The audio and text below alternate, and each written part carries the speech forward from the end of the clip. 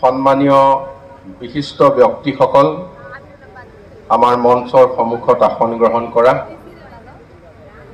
সাংবাদিক বন্ধুসকল আৰু যাক আমি কেন্দ্ৰ কৰি ইয়াত আহিছো, অতি মৰমৰ ছাত্ৰ ছাত্ৰীসকল আৰু তেওঁলোকৰ সৌভাগ্যৱান পিতৃ মাতৃসকল, অভিভাৱকসকল, আজি আমাৰ জিলা আয়ুক্ত ৰাহুল গুপ্তা ডাঙৰীয়াই আদৰণি ভাষণতে আজিৰ অনুষ্ঠানটোৰ বিষয়বস্তুৰ কথা কৈ গৈছে। জাভেদ ইছলাম ডাঙৰীয়াই কৈছে, সন্মানীয় বিধায়ক আমিনুল ইছলাম ডাঙৰীয়াই কৈ গৈছে। গোটেই আমি কিয় ইয়াত একত্ৰিত হলো তেখেতসকলে সুন্দৰভাৱে ইয়াত বৰ্ণনা দি গৈছে।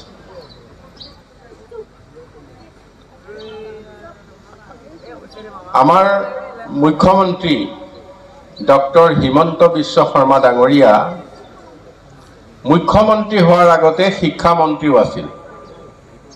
যেতিয়া শিক্ষামন্ত্ৰী আছিল তেখেতে তেতিয়া কেইবাটাও নতুন নতুন কামৰ আৰম্ভ কৰিছিল। আনন্দৰাম বৰুৱা বঁটাকে ধৰি ছাত্ৰ ছাত্ৰীসকলক অধিক উৎসাহিত কৰিবলৈ বহু কথাৰ চিন্তা কৰিছিল। আৰু আজি যেতিয়া তেখেতে শিক্ষামন্ত্ৰী আছিল তেতিয়াই আৰম্ভ কৰিছিল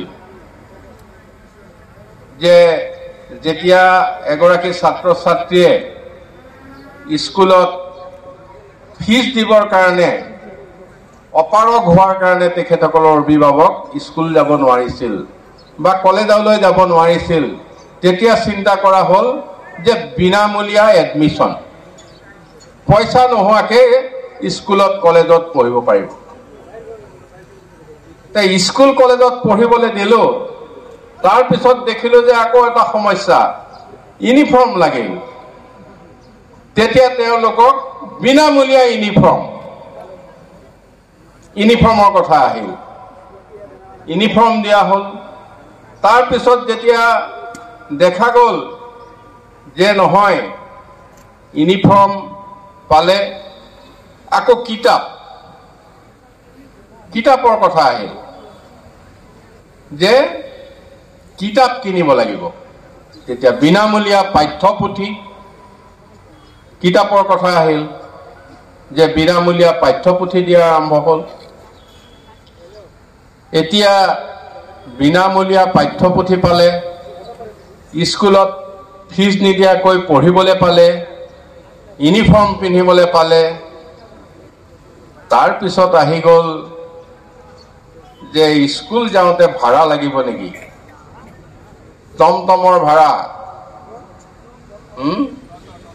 বা কোনোবা বাছৰ ভাড়া, এই চিন্তাটো আহি কৰিল। এইবাৰ সেইকাৰণে কৰিলে কি, নিযুত মইনা।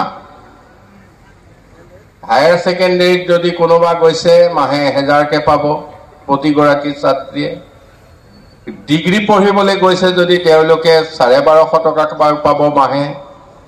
আৰু যদি তেওঁলোকে MA পঢ়িবলৈ গৈছে তেতিয়াহ'লে তাত পাব 2500 টকা মাহে।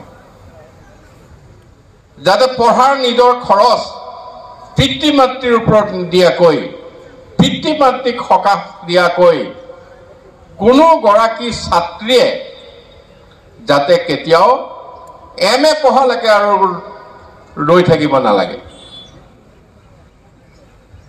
এই সুদূৰ প্ৰসাৰী চিন্তা ভাৰতবৰ্ষত ক'তো হোৱা নাই। এইটো আমাৰ ৰাজ্যখনৰ মুখ্যমন্ত্ৰী ডক্টৰ হিমন্ত বিশ্ব শৰ্মাৰ চিন্তাত আমি এইখিনি দেখিবলৈ পাইছোঁ। আৰু এনেধৰণে তাৰপিছততো আগৰ যিবিলাক বৃত্তি আছে এইবিলাক আছেই।